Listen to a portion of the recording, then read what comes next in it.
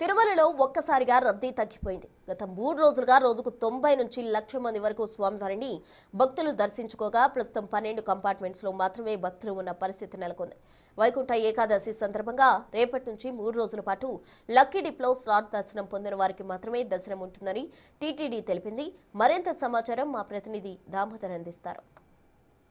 వైకుంఠ ఏకాదశి ఈరోజు అర్ధరాత్రి నుంచి వైకుంఠ ఏకాదశి గడియలు ప్రారంభం కానుండడంతో ముఖ్యంగా తిరుమలలో శ్రీవారి దర్శనానికి సంబంధించి స్లాటెడ్ ఇప్పటి వరకు ఏదైతే ఆన్లైన్ లక్కీ డిప్ ద్వారా దర్శనం టోకన్లు పొందిన వారికి ఈరోజు అర్ధరాత్రి నుంచి దర్శనం కల్పించనున్నారు. దీనికి తోడు నిన్న సర్వదర్శనానికి సంబంధించిన స్లాటెడ్ టోకన్స్ కూడా ఇష్యూ చేయకపోవడంతో ప్రస్తుతం అలిపిరి వద్ద ఇలాంటి వాతావరణం కనిపిస్తుంది. ఇలాంటి వాతావరణం చాలా కరోనా సమయంలో మాత్రమే చూసిన పరిస్థితి. తాజాగా ఇప్పుడు చూస్తే కేవలం 10ల సంఖ్యలో వాహనాలు మాత్రమే పైకి వెళ్తున్న పరిస్థితి. తిరుమలలోనే శ్రీవారి భక్తులకు కేవలం 2 నుంచి 3 గంటల లోపలే దర్శనం అవుతున్నది. 12 కంపార్ట్మెంట్లో మాత్రమే భక్తులు ఉన్నట్లు ఇప్పటి వరకు టీటీడీ ప్రకటించిన నేపథ్యం. మొత్తం మీద చూస్తే దర్శనానికి వెళ్తున్న వారు మరో 2 గంటల లోపల స్వామివారి దర్శనం చేసుకుని తిరిగి వెళ్ళవచ్చు.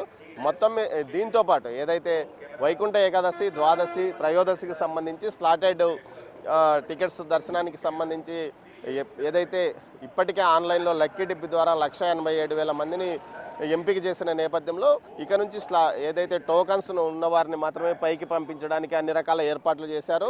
ఉదయం ఏదైతే తెల్లవారుజామున 1:30 గంటలకు వైకుంఠ ద్వార దర్శనాలు తెరుచుకోనున్న నేపథ్యంలో పూర్తి స్థాయిలో అటు ధనుర్మాసం తిరుప్పావే సేవలు ముగిసిన తర్వాత విఐపి దర్శనం ఉంటుంది. విఐపి దర్శనం ముగిసిన తర్వాత సామాన్య భక్తులకు దర్శనాన్ని కల్పించనున్నారు. ఇందులో భాగంగా ఏదైతే ఏకంగా 20 గంటల పాటు మొదటి రోజు సామాన్య భక్తులకు దర్శనం కల్పించారని టీటీడీ అదనపు ఈవో వెంకయ్య చౌదరి ఇప్పటికే ప్రకటించారు. ఈ విధంగా మొత్తం 10 రోజుల పాటు వైకుంఠ ద్వార దర్శనానికి సంబంధించి 8వ తేదీ వరకు జరిగే దర్శనాలకు సంబంధించి మొదటి 3 రోజులు లక్కీ డిప్ ద్వారా ఎంపికైన వారికి, ఆ తర్వాత మాత్రం సర్వదర్శనానికి టోకన్స్ లేని వారిని కూడా అనుమతిస్తామని టీటీడీ ప్రకటించింది. మొత్తం 7 లక్షల మందికి పైగా వైకుంఠ ద్వార దర్శనానికి వీలుగా అన్ని ఏర్పాట్లు చేశామని అధికారులు ప్రకటించిన నేపథ్యము. మొత్తం మీద మొదటి 3 రోజులైతే శ్రీవాణి దర్శనాలకు సంబంధించి అదేవిధంగా 300 టోకన్స్ కూడా పూర్తిగా రద్దు చేసిన పరిస్థితిలో కేవలం టైమ్ స్లాట్ లక్కీ డిప్ ద్వారా ఎంపికైన వారికి మాత్రమే అవకాశం కల్పిస్తారు. వీఐపీలకు కూడా కేవలం ప్రోటోకాల్ ఉన్న వారికి మాత్రమే మొదటి 3 రోజులు దర్శనం కల్పిస్తామని టీటీడీ ప్రకటించిన నేపథ్యము. మొత్తం మీద తిరుమలలో పరిస్థితి ఇక్కడ చూస్తే మనం అంచనా వేయవచ్చు. అయితే తిరుమలను సర్వాంగ సుందరంగా అలంకరిస్తున్నారు. ఏదైతే 50 టన్నుల పూలతో సాంప్రదాయ పూలతో పాటు 4 లక్షల కట్ ఫ్లవర్స్, 10 టన్నుల పండ్లతో అలంకరణ కార్యక్రమాలు జరుగుతున్నాయి. ఆలయంతో పాటు ఆలయం ఎదురుగా రంగనాథ స్వామి యొక్క ఆలయ నమూనాను కూడా ఏర్పాటు చేసి అష్టలక్ష్ములతో పాటు స్వామివారిని కూడా అక్కడ లోపల ఉంచనున్నారు.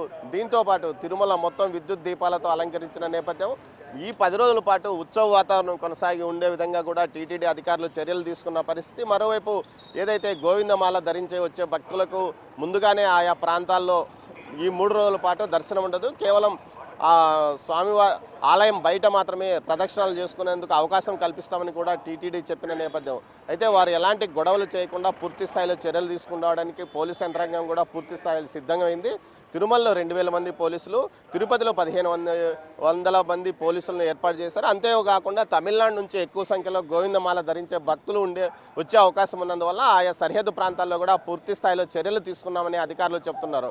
మొత్తం మీద టీటీడీతో పాటు రాష్ట్ర ప్రభుత్వం అదేవిధంగా పోలీసు యంత్రాంగం పూర్తి స్థాయిలో ఈ వైకుంఠ ఏకాదశితో పాటు ఈ 10 రోజుల పాటు ఎలాంటి ఇబ్బందులు భక్తులకు తలెత్తకుండా, ఎలాంటి అవాంఛనీయ సంఘటనలు జరగకుండా పూర్తి స్థాయిలో చర్యలు తీసుకున్నాయి. మరోవైపు ఏదైతే ఈరోజు మాత్రం 12 గంటల లోపుగా దర్శనం పూర్తిగా కంప్లీట్ చేసి తర్వాత అయితే ఇంకా ఆ తర్వాత స్లాటెడ్ దర్శనం ఉన్న వారికి మాత్రమే అవకాశం కల్పిస్తున్నారు. కెమెరా పర్సన్ పురుషోత్తంతో దామోదర్, తిరుపతి నుంచి.